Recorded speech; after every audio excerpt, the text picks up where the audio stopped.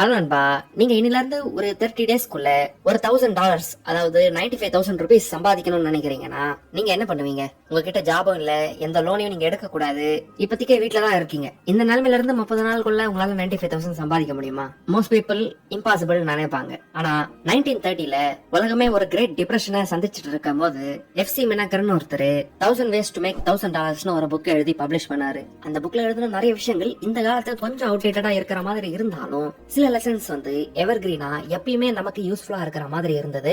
அந்த மாதிரி சில லெசன்ஸ் தான் இந்த வீடியோல பார்க்க போறோம். ஏன்னா பணம் சம்பாதிக்கிறது லக்கு கிடையாது, அதுவும் ஒரு ஸ்கில் தான். எல்லா ஸ்கில்ஸையும் நீங்க எஃபர்ட் எடுத்தா கத்துக்க முடியும்ன்றதுதான் உண்மை. சோ இன்னைக்கு இந்த வீடியோல இந்த புக்ல இருந்து சில பவர்ஃபுல் டெக்னிக்ஸ் பத்தி தெரிஞ்சுக்க போறோம். இந்த வீடியோவை கம்ப்ளீட்டா பாக்குறது மூலமா பணம் எப்படி சம்பாதிக்கிறது, அதுக்கான ஐடியாஸ் எங்க இருந்து ஜெனரேட் பண்றது, எப்படி ஸ்டார்ட் பண்றதுன்றத பத்தி எல்லாம் டீடைலா பார்க்க போறோம். ஒரு நல்ல விஷயம் என்னன்னா இதுல நம்ம டிஸ்கஸ் பண்ண போற விஷயங்கள்லாம் நீங்க உடனே ஸ்டார்ட் பண்ற மாதிரி தான் இருக்கும். அது மட்டும் இல்லாம பணம் சம்பாதிக்கிறதுக்கான உங்களோட திங்கிங்கே கம்ப்ளீட்டா மாத்திடும். Number 1, every problem has a business behind it. பணம் சம்பாதிக்கிறதுக்கு நம்ம புரிஞ்சுக்க வேண்டிய ஒரு ஃபண்டமெண்டலான பேசிக்கான விஷயம் என்னன்னா ஒரு ப்ராப்ளத்துக்கு பின்னாடியும் ஒரு பிசினஸ் இருக்குன்றதுதான். இந்த பிசினஸ் உருவாக்கி அந்த ப்ராப்ளத்துக்கான சொல்யூஷனை கொடுத்தோம்னா நம்ம பணம் சம்பாதிக்க ஸ்டார்ட் பண்ணலாம். ஆனா பொதுவா நம்ம ஏதாவது ஒரு பிரச்சனையை பார்த்தோம்னா அந்த பிரச்சனையை பார்த்து கம்ப்ளைண்ட் பண்ணிட்டு தான் இருப்போம். ஏடா இது எப்படி இருக்கு, இந்த சர்வீஸ் நல்லா இல்ல, அந்த சர்வீஸ் நல்லா இல்ல, அப்படி எப்படின்னு கம்ப்ளைண்ட் பண்றதுக்கு பதிலா அந்த பிரச்சனையை சால்வ் பண்றதுக்கு நீங்க ஒர்க் பண்ணி ஒரு சொல்யூஷனை கொடுத்தீங்கன்னா, இல்ல நம்ம இந்த ப்ராப்ளம் சால்வ் பண்றது மூலமா மக்கள் பே பண்ணுவாங்களா அப்படிங்கிற கொஸ்டின்கான பதில கண்டுபிடிச்சீங்கன்னா அதுதான் உங்களை பணம் சம்பாதிக்க வைக்கும். ஃபார் எக்ஸாம்பிள், சிம்பிளா நீங்க டே டு டே லைஃப்ல ஒரு ப்ராப்ளம் அப்சர்வ் பண்ணிருக்கலாம். உங்க ஏரியால இருக்க நிறைய வயசானவங்களுக்கு இந்த ஸ்மார்ட் போன் எல்லாம் யூஸ் பண்ண தெரியாம இருக்கலாம். அவங்க பசங்க எல்லாம் வெளிநாட்டுலயோ இல்ல வெளியூர்லயோ வேலை செஞ்சுட்டு இருக்கலாம். அவங்கள பார்த்து பேசணும்ன்ற ஆசை எண்ணம் எல்லாம் அவங்களுக்கு இருக்கும். ஆனா இவங்களுக்கு இருக்கிற ப்ராப்ளம் என்னன்னா அவங்களுக்கு ஸ்மார்ட் போனை யூஸ் பண்ண தெரியாது. இப்ப இதுவும் ஒரு ப்ராப்ளம் தான். இது மூலமா கூட நீங்க ஒரு பிசினஸ் உருவாக்கலாம். வாரத்துக்கு ஒரு 2 மணி நேரம் இந்த மாதிரி ஓல்டு பீப்புள் கிட்ட போய் பொறுமையா வாட்ஸ்அப்ல எப்படி வீடியோ கால் பண்ணணும்,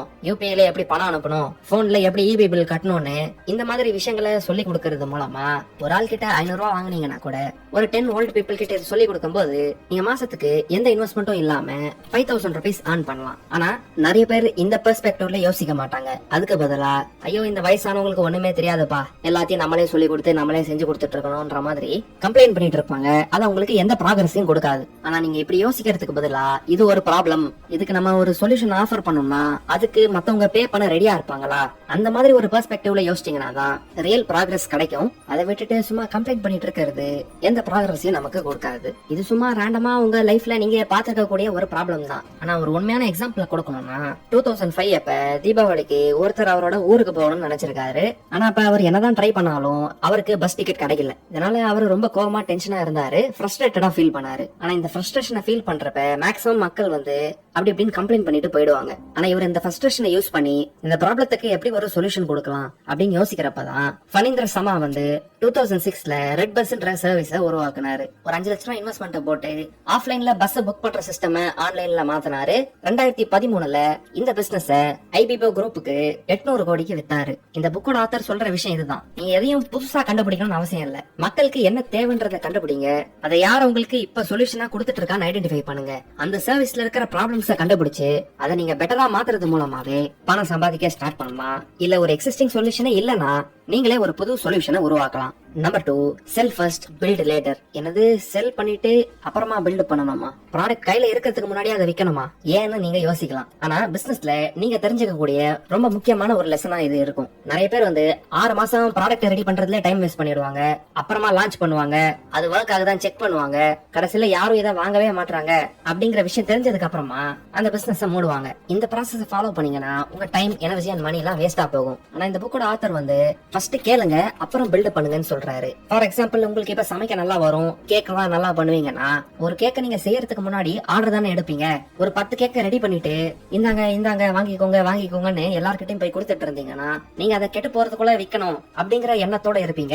அந்த கேக்க செய்யறதுக்கான எல்லா இன்வெஸ்ட்மெண்ட்டையும் உங்களோட எஃபர்ட்டையும் முன்னாடியே போட்டுருவீங்க. சரி எப்படியாவது வித்தா போதும்னு டிஸ்கவுண்ட் கூட கொடுக்க ஆரம்பிச்சிருவீங்க. ஆனா ஃபர்ஸ்ட் உங்களுக்கு தெரிஞ்சவங்க கிட்ட எல்லாம் நான் உங்களுக்கு கேக் பண்ணி தரட்டுமா, அதை நீங்க வாங்குவீங்களா? என்னோட ரெசிபி ஹோம்மேட் ரெசிபி ரொம்ப நல்லா இருக்கும் அப்படின்னு உங்களுக்கு தெரிஞ்சவங்க எல்லாரோட ஆத்தரோட ஸ்பெஷல் டேஸ்க்கு ஒரு வாரத்துக்கு முன்னாடி அவங்க கிட்ட கேட்டு இந்த சேல்ஸ் ஃபர்ஸ்ட் நீங்க கன்ஃபார்ம் பண்ணிக்கிட்டீங்கன்னா நீங்க போடக்கூடிய எஃபர்ட்டுக்கு முன்னாடியே ரிசல்ட்ஸ் உங்க கையில இருக்கும். சோ ஒரு ப்ராடக்ட் ரெடி பண்ணிட்டு அப்புறம் விற்க ட்ரை பண்ணாம வித்துட்டு அப்புறம் ரெடி பண்ண ட்ரை பண்ணுங்க. இந்த டைம் லைன்குள்ள உங்களுக்கு உங்க பொருள் கிடைச்சிரும்னு கஸ்டமர்ஸ் கிட்ட கன்ஃபர்மேஷன் கொடுங்க. அப்புறம் அதை டெலிவர் பண்ணுங்க. இதுதான் இன்னைக்கு பெரிய பெரிய ஸ்டார்ட் அப்ஸ் கூட ஃபாலோ பண்றாங்க. ஆனா இந்த ஆத்தர் 1930லயே இந்த விஷயத்த நமக்கு இந்த புக் வழியா ஷேர் பண்ணிட்டாரு. Number 3, sell your expertise not your time. இந்த விஷயம் பணத்தை பத்தின உங்களோட ஃபண்டமெண்டல் திங்கிங்கே மாத்திடும். ஒரு ஜாபுக்கு போறீங்கன்னா நீங்க என்ன பண்றீங்க? உங்க டைமை செல் பண்றீங்க.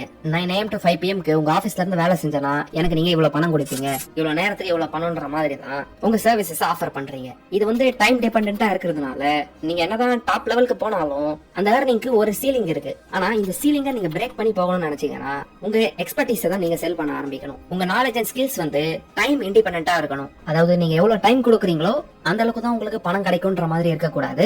நீங்க என்ன ரிசல்ட்டை கொண்டு வரீங்களோ அதுக்கு தகுந்த மாதிரி உங்களுக்கு பணம் கிடைக்கணும். எக்ஸாம்பிளுக்கு சொல்லணும்னா ஒரு சிஏ ஒரு கம்பெனில போய் ஜாப் பண்றாருன்னா அவருடைய இவ்வளவு டைமுக்கு இவ்வளவு பணம்னு பிக்ஸ்ட் சேலரி கிடைக்கும். ஆனா அதே சிஏ நிறைய கிளைண்ட்ஸ் எடுத்துக்கிட்டு அவங்களுக்கு சர்வீஸ் கொடுக்க ஆரம்பிச்சாருன்னா ஒரு கிளைண்ட்டுக்கு இவ்வளவு அமௌண்ட்னு அவரோட ஸ்கில்ஸ்க்கு தகுந்த மாதிரி சார்ஜ் பண்றப்ப இந்த பிக்ஸ்ட் சேலரி விட எக்கச்சக்கமான பணத்தை அவரால் சம்பாதிக்க முடியும். அதுவும் சும்மா பார்ட் டைம் கன்சல்டிங் பண்றது மூலமாவே சம்பாதிக்க முடியும். இப்ப நீங்க யோசிக்க ஆரம்பிப்பீங்க, நான் சிஏ கிடையாது, நான் எப்படி அந்த மாதிரி சார்ஜ் பண்றது அப்படின்னு ஒரு நெகட்டிவ் திங்கிங் மோடுக்கு போயிடாதீங்க.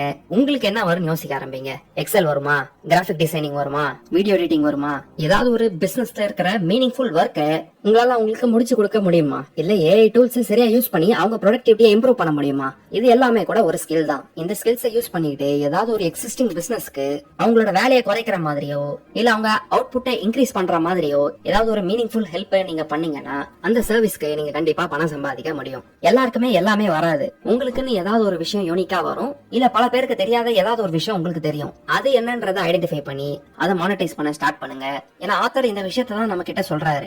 உங்களுக்கு தெரிஞ்ச ஏதோ ஒரு விஷயம் மக்களுக்கு வேல்யூபிளா இருக்கலாம். நீங்க அதை எப்படி பேக்கேஜ் பண்ணி விக்கணும்ன்ற விஷயத்தை தான் கத்துக்கணும். அதை கத்துக்கிட்டீங்கன்னா ரொம்ப சீக்கிரமாவே மணியை நீங்க earn பண்ண ஸ்டார்ட் பண்ணிடலாம். Number 4, focus on repeat business. Author என்ன சொல்றாருன்னா ஒரு சர்வீஸ ஒரு புது கஸ்டமருக்கு விக்கிறதை விட ஒரு எக்ஸிஸ்டிங் கஸ்டமருக்கு ஈஸியா விக்கலாம்னு சொல்றாரு. ஒரு புது கஸ்டமருக்கு விக்கிறதுக்கு 5 மடங்கு அதிகமான எனர்ஜி எடுத்துக்கோன்னு சொல்றாரு. ஏன்னா இப்ப நீங்க ஒரு பெயிண்டிங் பிசினஸ் வச்சிருக்கீங்கன்னா ஒரு தடவை ஒரு கஸ்டமருக்கு பெயிண்ட் ஜாப் முடிச்சு கொடுத்ததுக்கு அப்புறமா அவங்க கிட்ட பணம் வாங்கிட்டு அவங்கள அப்புறமா கண்டுக்காம இருக்க கூடாது. அவங்க கான்டாக்ட் இன்ஃபர்மேஷன் நம்பர் எல்லாம் சேவ் பண்ணி வச்சுக்கிட்டு நீங்க சர்வீஸ் கொடுத்தவங்களுக்கு கொஞ்சம் டைமுக்கு அப்புறமா சார் மழை சீசன் வரப்போகுது, அதுக்கு முன்னாடி உங்க வீட்டோட மொட்டை மாடி எல்லாம் டேம் ப்ரூஃபிங் பண்ணிட்டீங்கன்னா பில்டிங்கும் டேமேஜ் ஆகாது, வீட்டுக்குள்ளேயும் லீக்கேஜ் எல்லாம் ஆகாது சார்னு சொல்லி உங்க எக்ஸிஸ்டிங் கஸ்டமர்ஸ்க்கு உங்களோட சர்வீஸ எப்ப யூஸ் பண்ணணும்னு ரிமைண்ட் பண்ணிக்கிட்டே இருந்தீங்கன்னா அதுக்கான வேலிட் ரீசனை கொடுக்கும் போது உங்களுக்கு சேல்ஸ் அண்ட் கன்வர்ஷன்ஸ் எல்லாம் ஈஸியா நடந்துரும். பட் ஒரு புது கஸ்டமரை பிடிச்சு அவங்க மைண்ட்ல இருக்க டவுட் எல்லாத்தையும் கிளியர் பண்ணி இந்த ஆளுக்கு வேலையை கொடுக்கலாம் அப்படின்னு நம்ப வைக்கிறது ரொம்ப கஷ்டமான ப்ராசஸா தான் இருக்கும். இதனால கஸ்டமர்ஸ்க்கு ஒன் டைம் சர்வீஸ் கொடுத்துட்டு டாடா பை பை சொல்லாம அவங்களோட கான்டாக்ட் இன்ஃபர்மேஷனை சேவ் பண்ணிக்கிட்டு அவங்களுக்கு ரிலையபிள் ரிப்பீட்டபிள் சர்வீஸ் கொடுக்க பாருங்க.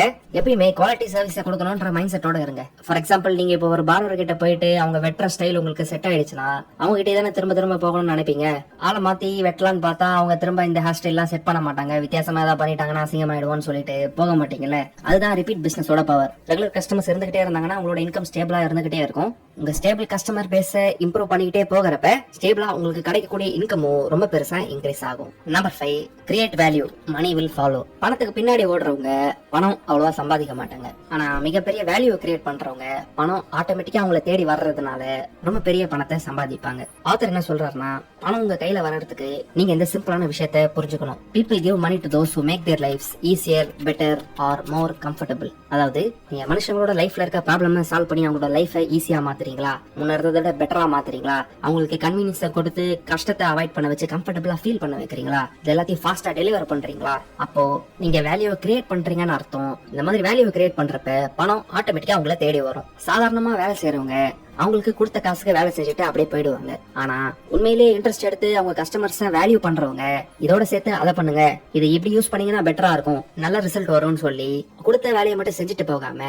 அடிஷனல் இன்புட்ஸ் ஆட் பண்ணுவாங்க. அவங்க கஸ்டமர்ஸ் இல்ல பாஸோட லைஃப்ஸ் ஈஸியா மாத்துவாங்க. இதுதான் வேல்யூ. இதுதான் மக்கள் உங்ககிட்ட வர்றதுக்கான டிஃபரன்ஸை உருவாக்கும். இது வரைக்கும் இந்த வீடியோ உங்களுக்கு யூஸ்ஃபுல்லா இருக்கா? ஒரு லைக் போடுங்க. நிறைய பேருக்கு இந்த வீடியோ ரீச் ஆகிறதுக்கு ஹெல்ப் பண்ணுங்க.